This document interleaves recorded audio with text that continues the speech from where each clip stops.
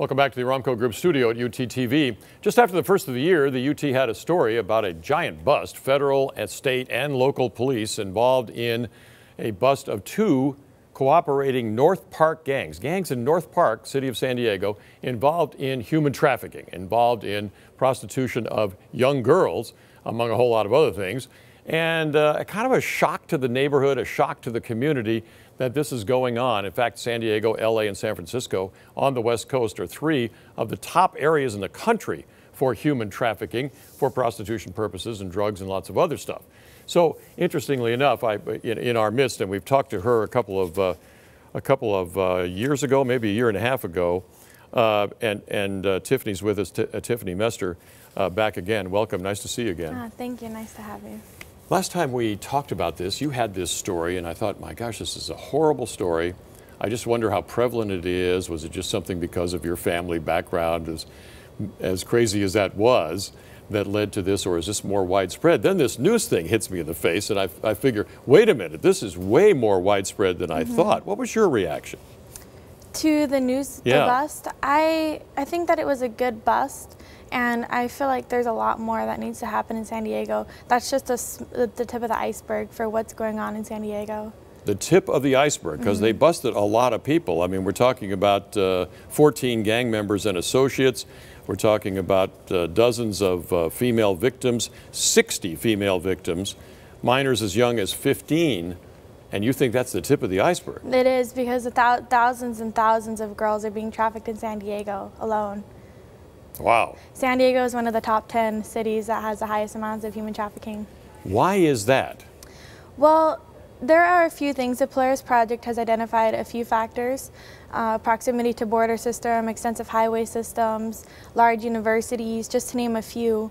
But on top of that, we also have these places that draw lots of men, like sports games and convention centers. And wherever there's a high flux of men, there's a high flux of victims being trafficked, because supply follows demand. So San Diego has all these things that facilitate human trafficking.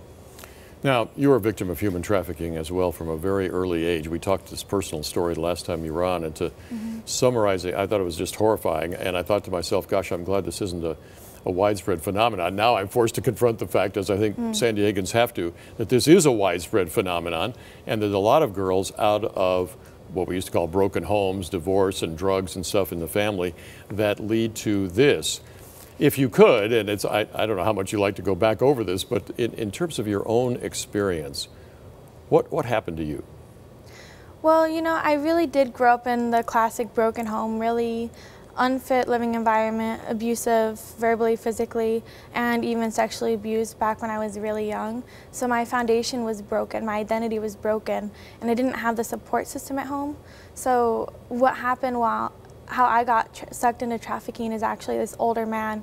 I was 14 years old. This older man wooed me and pursued a relationship with me, and after being wrapped around his finger, after feeling like he loved me and cared about me, then he trafficked me out. Then he propositioned me and said, if you love me, then you'll do this for me.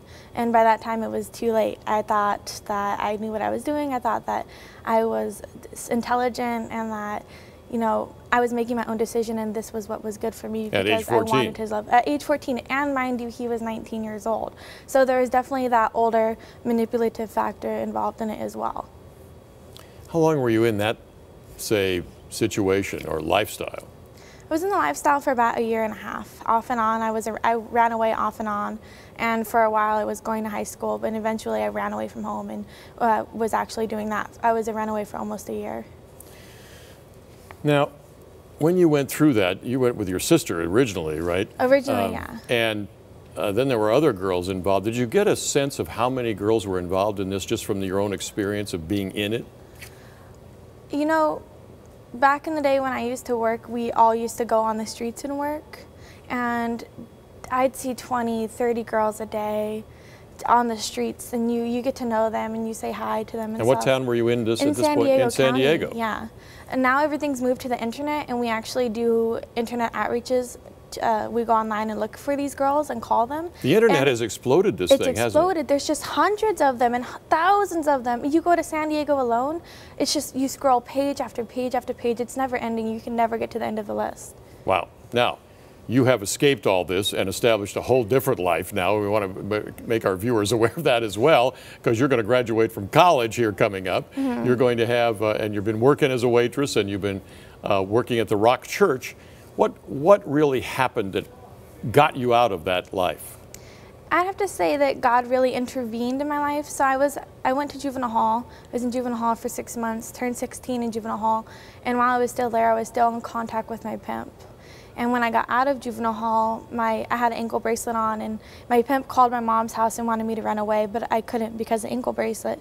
A few days later, he got arrested, and that's where the stop was put to it, because he could no longer facilitate that relationship with me. I was no longer under his thumb. And so I started to realize my value, my identity, my worth through other guys expressing interest in me that weren't going to traffic me out. And I also found out that I was good at art. And it wasn't until I was 18 that actually 19, I'm sorry. It wasn't until I was 19 that I fully submitted myself to the Lord's will, and that's where a lot of my healing and growth has happened. With just a minute left, offer some hope to girls. What are you doing now to kind of reach back and help young girls who've been captured by this life? Well, I work with a nonprofit organization called Hidden Treasures Foundation. We reach out to women that are being sex trafficked in San Diego. We're also in the process of opening up a safe house, and we're hoping to have that up within the second quarter of this year. HiddenTreasuresFoundation.com, folks. Go and check it out. Help out, because this is really important and obviously not a small problem in our community. Last time we talked, I was just hoping this was confined to smaller groups of girls that could be helped. Now I realize this is kind of an epidemic. These busts have shown me that, and as you said, they're just the tip of the iceberg. This is even more amazing. So again, thanks, Tiffany, for coming back. We want to keep in touch with you, okay? Thank you.